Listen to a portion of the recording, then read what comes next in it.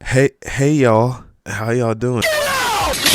I know what you're thinking. This nigga's a liar. He said he was gonna drop a video next week and it's been 2 weeks. Alright, listen, I have my reasons. You see, I actually did record and attempt to drop a video last week, but it got blocked. So yeah, thanks for that, YouTube. I was a little upset about that, and a little down to the dumps. So I figured I might as well try to work past it and focus on next week's video. So I just went on and watched another movie, The Gorge, and that movie. Well, that movie.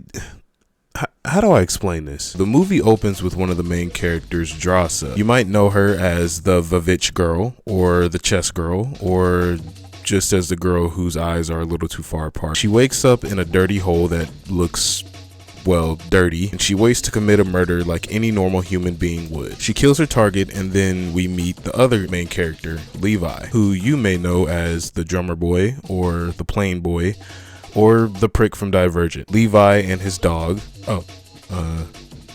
never mind, not his dog. Levi sits on the beach until he gets a text from an unknown number to meet with the lady you might know from Alien or Avatar, or you might just know her as the lady with the mean face. Okay, I'm done. She recruits Levi for a special mission because he's a crazy good sniper with nothing to live for. The mission? Guarding a crack. A big crack. Drasa meets with her accordion playing dad in a cemetery to pay respects to her mom. Give it to me. Give me your shame. So that's not how shame works. Drasa's dad reveals he will be offing himself on Valentine's Day because he has pancreatic and liver cancer. Damn, life said double fuck him. Come on now, little lion.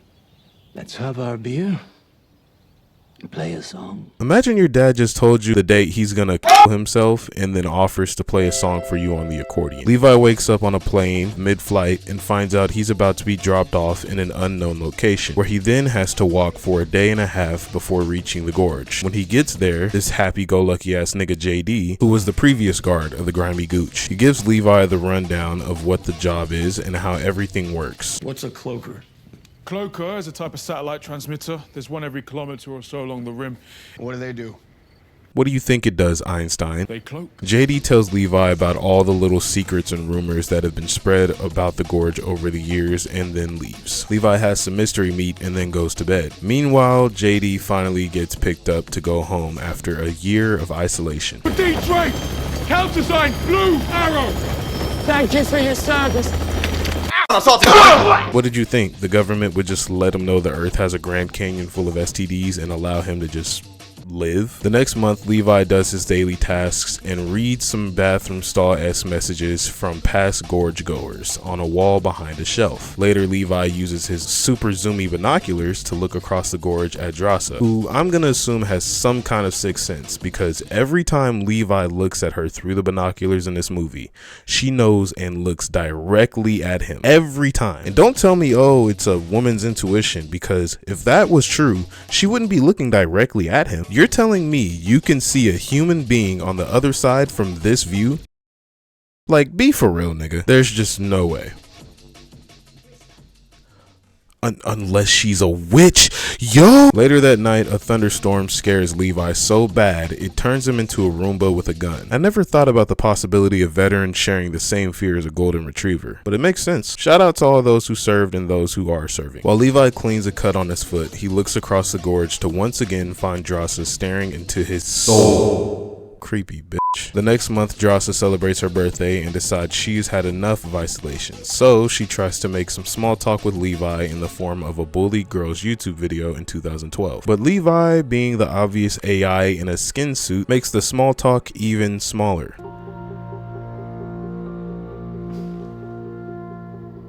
By far the hardest curve of 2025. By the way, the entire structure of this movie would crumble if Drasa's Russian ass didn't know English. Eventually, Levi gives in and the two start a conversation, which leads to Drasa challenging Levi to a shootout. But Levi declines, so Drasa shoots Levi's cup in an effort to egg him on, and Levi shoots Drasa dead with the minigun.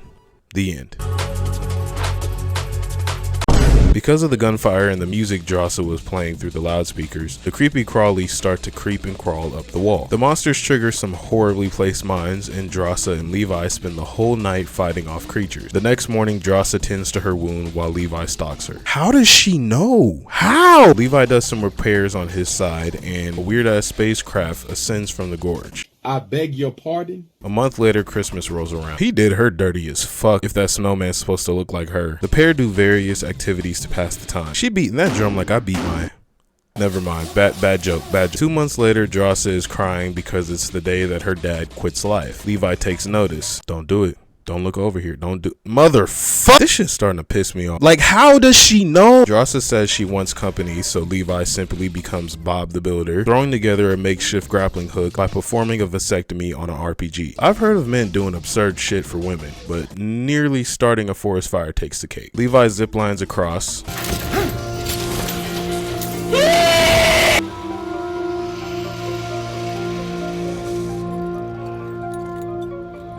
Embarrassing! Fuck! After pulling himself across the rest of the way, Levi finally meets Drossa face to face. There's a lot more green in your eyes than I was expecting. I think she got jaundice, bro. After a quick shower and a fit check, Levi and Drossa have a dinner date.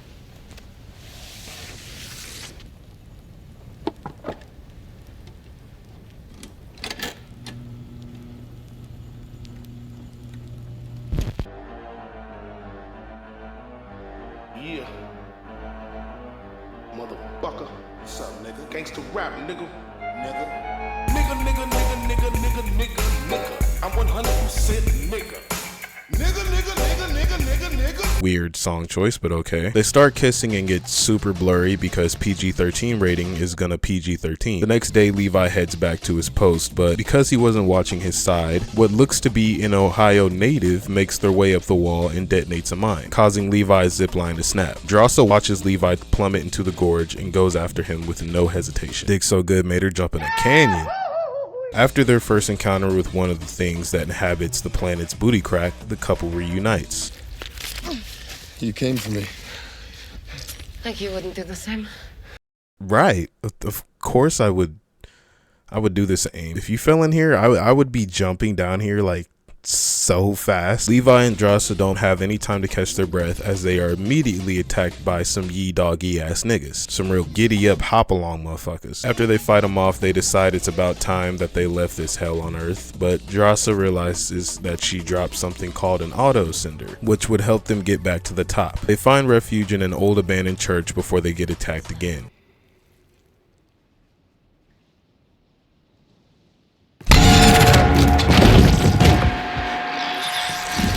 Fuck no. Drossa blows a hole in the back wall and they escape to an old science lab that has a ton of incriminating evidence against the people who are responsible for the gorge. They definitely knew how to put this old time movie projector together. I would have been looking at that thing like, the footage basically explains what happened and how a skid row formed beneath the Earth's crusts. To put it in simple terms, government wants to make dangerous bombs. Earth has an orgasm. Bomb blows up in government's face. Icky crevice. Also, the people who hired them to watch the gorge, which is now revealed to be a secret organization called Dark Lake, are the ones who started all this.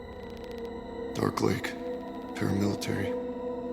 Dark Lake is a huge corporation specializing in genetic research. How did you know about Dark Lake but didn't know you were working for them? Of course, Dark Lake wants to keep this place alive to study what inhabits it and make super soldiers, cause why not? Levi and Drossa find out they are already exposed to whatever is in the gorge. They have about 5 days, give or take, before they become walking cold sores, so they get a move on. Drossa realizes she dropped something else with her Russian butterfingers. She dropped the bag with all the ammo, not your normal oopsie. So they have to go back out and get it. The ammo bag is just sitting there looking like an obvious trap, and Drossa falls for it harder than she fell for Levi with his weird 5 o'clock shadow. Drossa pretty much gets put through the experience of a 4-year-old shoelace on a playground and wakes up in a... She wakes up in I'm just gonna call it how I see it. It looks like a lair. It's a lair. It's a villain's lair. I guess this is the superior alpha dude who's been in the Gorge the longest. Looks like he got slapped in the face with Trenchfoot. Drossa fights him because if there's one thing people wanted to see when they chose to watch this movie, it's Anya Taylor-Joy fighting tree people. After fighting for her life, Levi comes to save Drossa in a very uneventful way.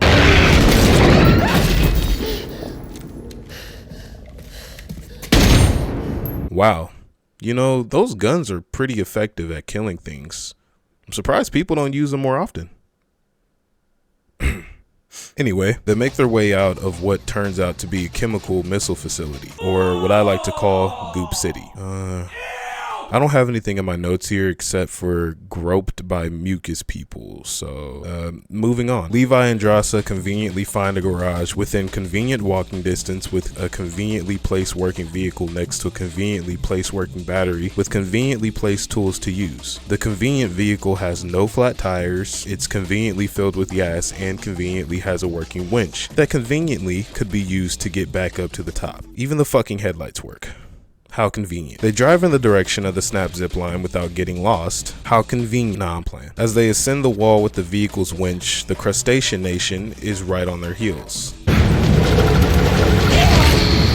How the fuck did you get on here? But the couple fights them off using the extra gas tank to douse and burn the human scabs and make it back to the top. They reflect on what they saw while they patch each other up, and Levi decides it's time to head back to his post. I don't know how I'm supposed to get back across. There's a C-19 grappling gun in the back. I'm sorry. What? She had a grappling gun this whole time. Why didn't you come over to him? If Drossa would have gone to his side, they probably would have been able to see these crunchy dudes before she came back across, and possibly would have never even fell down to Nature's coochie in the first place. The couple agree to destroy the Gorge and quarantine themselves before meeting back up a week later to live happily ever after. Levi says goodbye and makes his way back across. Yo, imagine if the rope just snapped again. The lady with the mean face contacts Levi and she questions if Levi went into the Gorge or if he had made any contact with Drossa. Levi, have you noticed any movement from your eastern counterpart? Negative. Stop the cap. The lady tells Levi to kill Drossa, but ends up sending mercs to kill both of them because she knows that they know what she knows, and what's known can't be known. You know, she caught y'all asses in 4K. So the next morning, everything goes down. Mean Lady shows up with the mercs to kill the lovebirds with some drones that have the same build quality as a Tesla Cybertruck and the aim of a stormtrooper. Levi and Drossa blow up the Gorge in an explosion that should have killed everyone, but conveniently it didn't. Levi makes a questionable escape into a waterfall, and Drossa goes back to the dirty hole life, quarantining herself as planned. After the agreed amount of days go by, Levi doesn't show, so Drossa does something to cheer herself up and make life worth living again. She becomes a server in the food industry. Levi does the "you thought I was dead, but I'm actually alive and well" twist reveal. I wonder how many restaurants Levi was ordering rabbit pie at before he finally found the right restaurant she worked at. We serve food here, sir. So the couple lives happily ever after. This whole movie is a perfect example of how far a man is willing to go for some pussy.